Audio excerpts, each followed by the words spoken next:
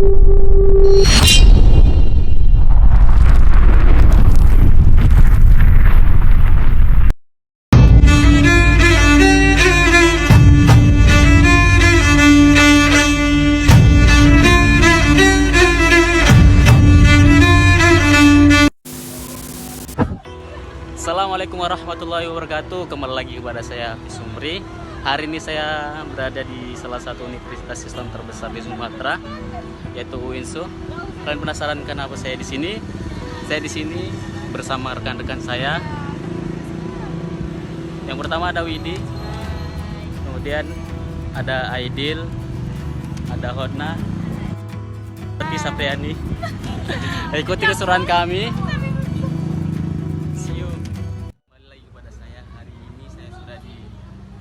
Tempat di mana nanti kami melaksanakan wawancara ataupun podcast yang mana judul kami tentang konflik dan ini dan stuff.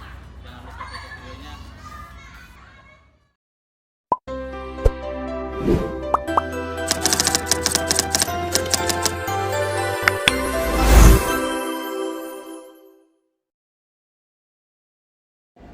Baik, hari ini kita sudah berada di salah satu pemateri kita hari ini yang mana harus kita tanya tentang konflik antara lini dan staf.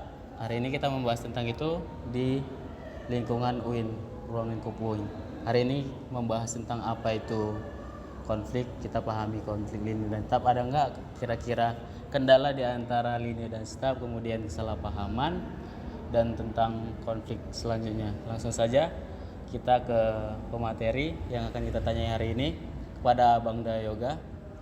Hari ini kami ingin bertanya kepada Abang, apa sajakah yang membuat Abang bisa masuk di sini ataupun bekerja di sini?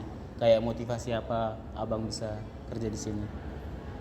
Baik. Sebelumnya yang masih bisa menerima saya wawancarai, gimana ini juga tugas dari kalian sebagai mahasiswa ingin bertanya tentang mekanisme pekerjaan Abang. Ya. Tentunya itu adalah motivasi ataupun kewajiban ya sebagai seorang muslim untuk mencari rezeki. Pertama di ruang lingkup ini kebetulan memang juga ada nama jasa cleaning service dan apa juga termasuk bagian itu. Dan kalau dibilang kenapa bisa bertahan, ya salah satunya yaitu tadi ingin mencari rezeki, ya kan?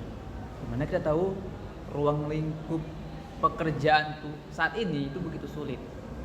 Jadi kan tidak salah juga kalau Abang bertahan di sini sekaligus bukan hanya mencari rezeki tapi menambah wawasan juga persaudaraan seperti kalian ini. Artinya kalian menganggap Abang juga bagian dari keluarga kalian. Juga Abang menganggap sebagai adik kalian. Gitu kan? Jadi ya kalau dibilang banyak sih gitu kan. Tapi kalau kesimpulannya adalah mencari rezeki mungkin tuh cukup untuk mewakili pertanyaan tadi. Izin bertanya nih Bang, sebelumnya Abang udah berkeluarga belum? Kalau untuk berkeluarga belum, tapi doakan. Iya. Semoga aja setelah podcast ini atau setelah wawancara ini jarak 6 bulan lagi Bang. Iya, siap. Doakan terbaik lah. Ya. Kemudian kami bertanya nih Bang tentang bagaimana sih rasa Abang kerja di UIN ini? Kayak suasananya gitu, gimana Bang? Baik, untuk bekerja sini lumayan enak dan nyaman ya, sesuai dengan kriteria dan juga sesuai dengan kemampuan lah ya. UIN untuk suasananya enak. Apalagi ini kan UIN ini kan sebuah kampus. Jadi yang Abang dapatkan adalah bukan hanya kemampuan dalam hal bekerja, tapi ilmu. Juga ya. Apa ilmu dapatkan? Ya begini. Ilmu ukhuwah, persaudaraan. Apalagi ini ruang itu pembelajaran. Artinya setiap kali kalian, jadi bukan kalian saja yang belajar, tapi Abang juga belajar. Sama-sama belajar lah. Sama-sama belajar. Bahkan kalau misalnya ada dosen, Abang yang bertanya. Nah, disitulah plusnya UIN ini. Dia bukannya sebagai ladang pekerjaan, tapi juga ladang pendidikan, pembelajaran. Itu yang plus dari UIN. Lanjut ke pertanyaan selanjutnya, kita masuk ke intinya ya Bang, konflik. Ada nggak kira-kira di antara, ini kan kita membahas tentang ini dan staf, ada nggak kira-kira Bang kesalahpahaman antara bos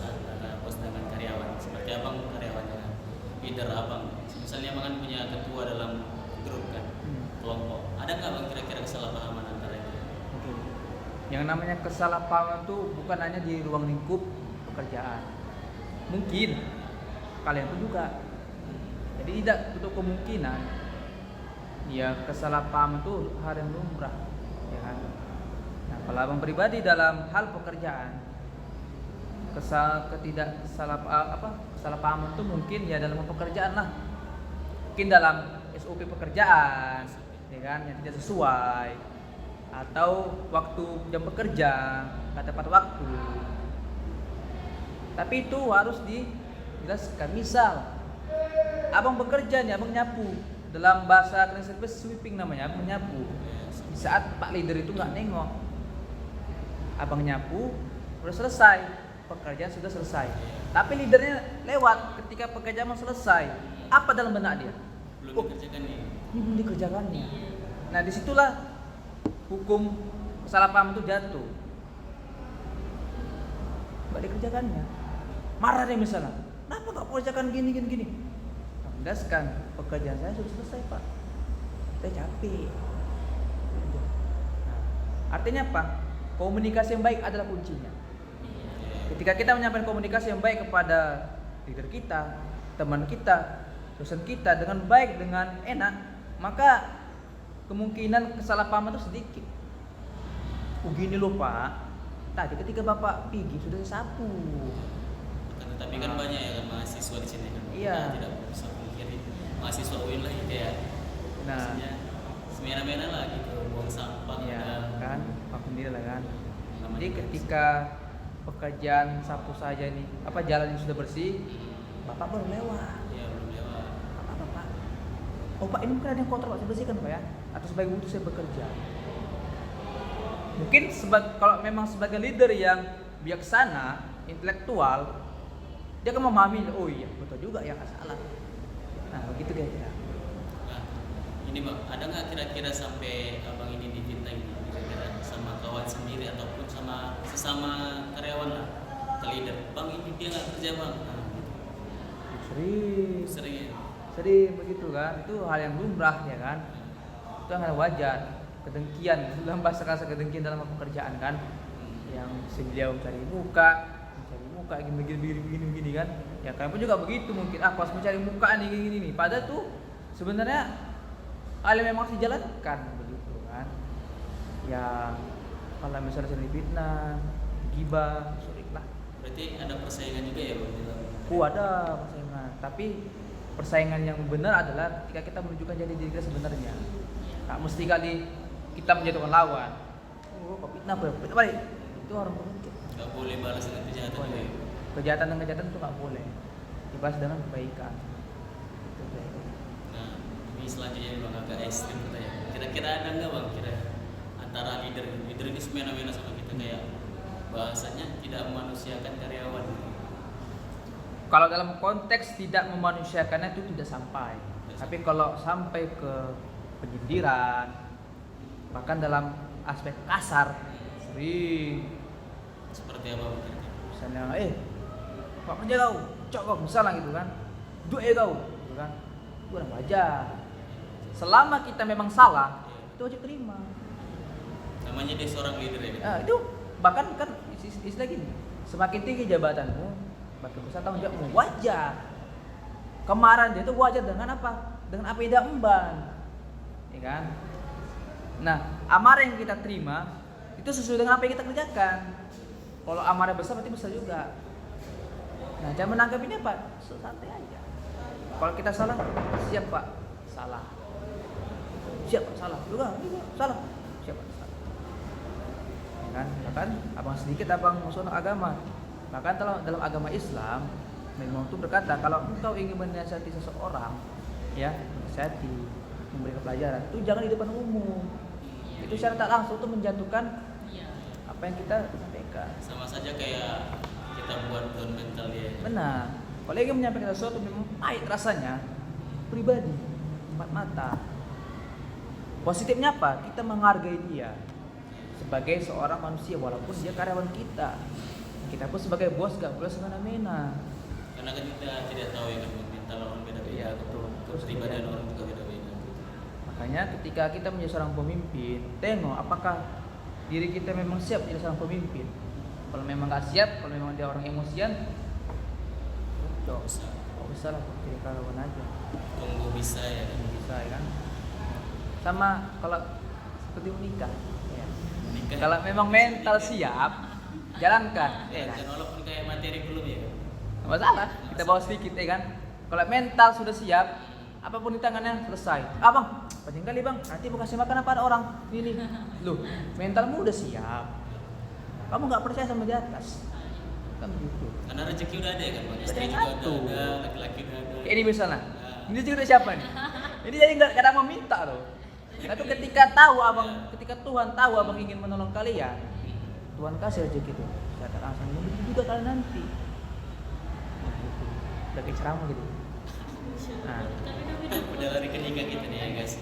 Selanjutnya saya nanya ke abang, kira-kira gara-gara konflik itu nggak abang kayak sempet resign aja aku dari kerjaan ini gitu. hampir. Hampir ya? Hampir.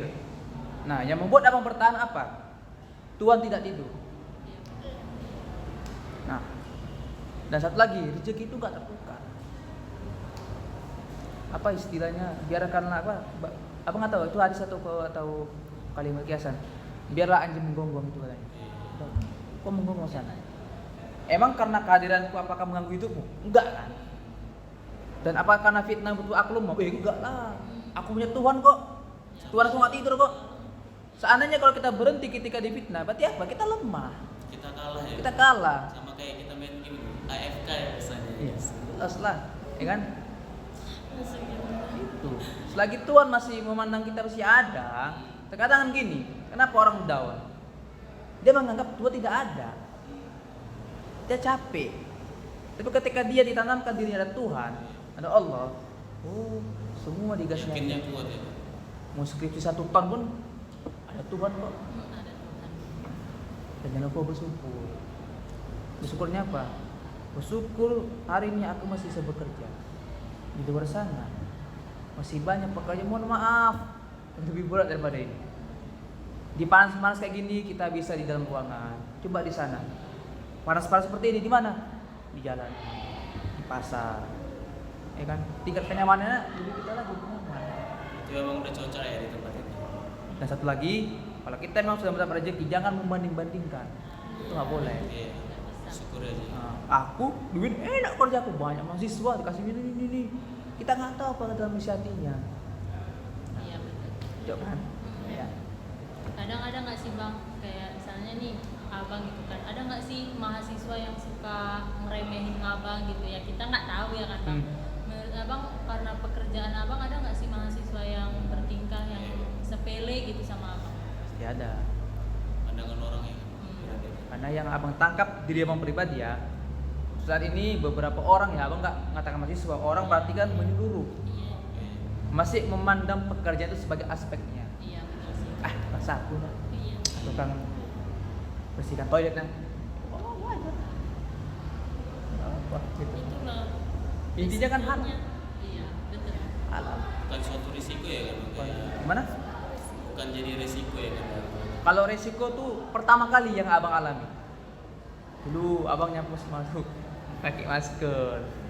Loh, pekerjaan aku kan halal. Ya, Kenapa kau harus malu? Ngapain malu ya? Sampai malu kan? Nah, itu dia. Nah, yang malu itu adalah gini. Ketika dia meremehkan seseorang, tapi dia nggak bekerja, itu lebih malu. Kayak, Nah, pertanyaannya, apakah dia sadar ketika mengucapkan itu? sama kayak pengangguran ya, itu ngapain gitu? Berarti pengangguran. Yang punya aku nggak malu tuh, sebentar dia nggak kerja. Nggak menghasilkan uang juga. Nah, Tak sebenarnya ada uang itu. kalau seperti itu yang tertawa tuh kita harus tertawa. Hmm. Aku sudah jelas pekerjaan aku, gaji Ada udah jelas. gaji gue ya bulan. Kau hanya menggonggong tidak ke orang. Tapi kita diam aja. Diam aja. Boleh juga dibalas kayak caci muka gitu. Dia yang terbaik. Ya. Kan?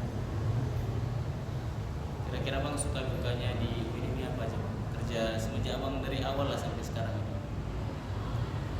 Suka dukanya tuh gimana dia bilangnya? Pertama sih Sukanya dulu loh Bang. sukanya. Sukanya gimana? Seru nggak sih bang? Seru, nyaman. ya kan? Apalagi memang abang masih muda, Iya. bertemu dengan kelompok anak muda juga, itu suatu kelebihan, Iya sih. ya kan? Suatu kelebihan, suatu yang enak, seru kan? Dukanya terkadang ya mungkin dalam pekerjaan itu wajar ya, ya waktu kerja yang memang lama, Sampai gitu kan? sore. Iya. Sore, ya kan? Bagi sampai sore. Ataupun Buka bahkan gerbang tutup gerbang. sampai malam, ya kan? Ibaratnya pergi gelap, pulang gelap. Alhamdulillah. Sebenarnya tuh duka itu bisa saja menjadi suka sebenarnya kalau kita Iya menyukai sih. pekerjaan kita, ya kan? Kalau kita nyaman, ya pasti suka. Kalau kita nyaman kan, ya pasti enak, jalankan aja gitu kan.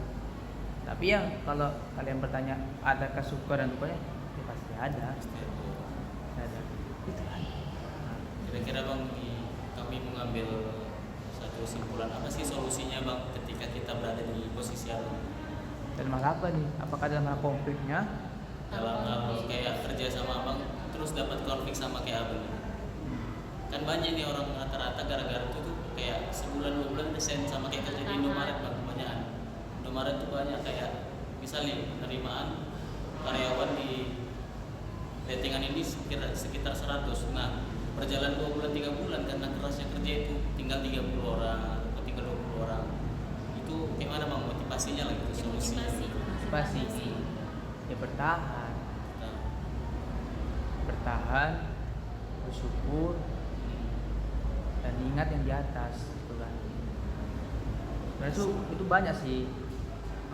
Kalau bisa dibilang penjabarannya banyak. Intinya bertahan aja, bertahan dan bersyukur, ya kan. Quotes abang yang abang tanamkan dalam diri abang, itu semua ini menyeluruh ya, mau itu jodoh ataupun yakin dan jalankan. Itu aja. Kalau yakin bisa semua. Tapi kalau kita jalan tapi nggak yakin, ya kita nyasar. Kan? Intinya yakin, Yakin dan jalankan itu yang abang tanamkan. nggak boleh setengah-setengah itu. Ya, menyeluruh. Yakin dan jalankan. Dan ingat ketika kita sudah di atas, jangan lupa ketika di bawah. Coba sesekali kita melihat ke atas. Kenapa gitu? Dalam arti ke atas bukan kita melihat ke atas supaya kita bisa menjunjung tinggi apa yang kita mau. Nengok ke atas dulu. Nah, ketika kita berada di atas, jangan lupa tengok ke bawah. Kenapa? Ingat, aku dulu dari bawah. Jangan sempat karena aku di atas kesombongan, aku jatuh ke bawah lagi. Dan ketika ke bawah, aku malu melihat ke atas. Itu kan? Seimbang intinya. Iya. Nengok ke atas dulu. Aku ingin di atas, raih, capai. Ketika sudah mencapai di atas, lihat ke bawah. Oh, aku dulu seperti ini. Jangan sombong. Kalau kita sombong, kita jatuh ke bawah, kita malu ke atas lagi. Nggak bisa lagi, payah. Artinya apa? Kita di bawah terus, diinjak-injak terus. Itu sih. Berarti dalam konteks ini abang menyatakan kayak lihat ke atas sebagai motivasi aku bisa seperti itu ya. Lihat ke bawahnya kalau udah di atas kayak Syukur. diimbangkan lah. Kalau ke bawah. Juga kita di atas kita bisa jatuh.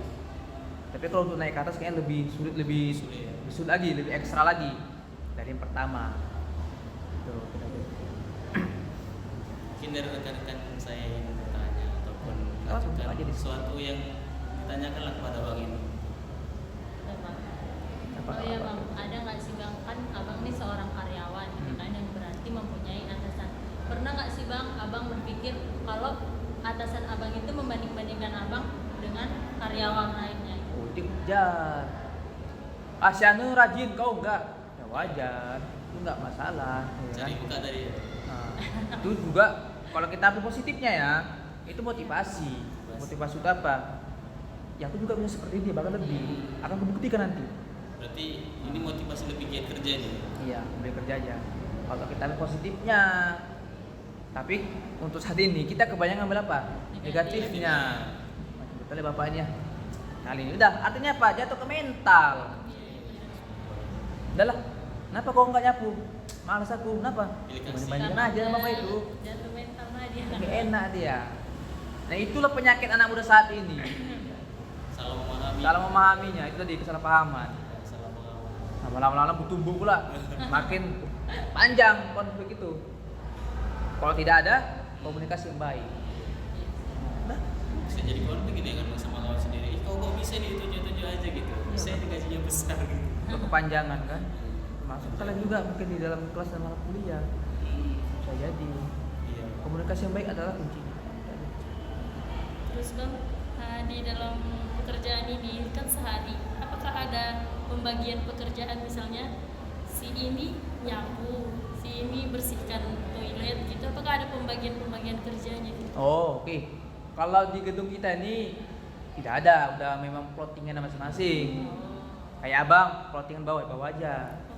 Nah, kalau untuk guru ataupun gotong royong, kayak nyapu di jalan, bersihkan paret, itu sama-sama, sama abang Faisal di atas. Nah, tapi kalau untuk tanggung jawab masing-masing sudah ada, abang nyapu di bawah, Faisal di atas. Nah, kalau tidak ada kawan yang datang, kalau nggak datang nih, ya membackup lah. Abang boleh jalan bawah, jalan atas. Itu tadi apa? Komunikasi yang baik. Enggak, abang nggak datang hari ini, nggak bisa backup. Bisa lah, kan baik komunikasinya. Bisa kok. Coba dia nggak ada komunikasi, nggak ada bilang sama abang. Dan ngasih kawan ini ya, mana nih ya? Ya udah nggak terjalin pekerjaan itu, terbengkalai. Berarti anggap kayak kalau kerja itu keluarga ya. Iya, anggap sebagai keluarga. Gak boleh kayak si Anu datang, Iya. terserah dia lah gitu. Nggak boleh hanya, nggak boleh hanya sekedar kawan kerja, tidak. Ingat, kita ini manusia bukan makhluk individual. Kita harus berkelompok. Kalian ini, kita lo sama abang, ada kelompok namanya. Ya, individu cuma satu, Ahad, ya Allah. Ya kan? Gitu kan? Gitu. Gak apa-apa, tanya aja. Lagi. Mungkin sekian ya Bang yang bisa kami tanya-tanya. Terima kasih kepada Abang sebelumnya sudah meluangkan waktunya untuk berhadir di ruangan kita ini dalam konteks kayak podcast sebenarnya, bertanya-tanya tentang apa sih suka duka, apa sih kayak konflik ini dan staff. Hari ini Abang ini kita beri terima kasih banyak, terutama kepada Abang Yoga ya, Abang Yoga meluangkan waktunya ini sangat lama ini.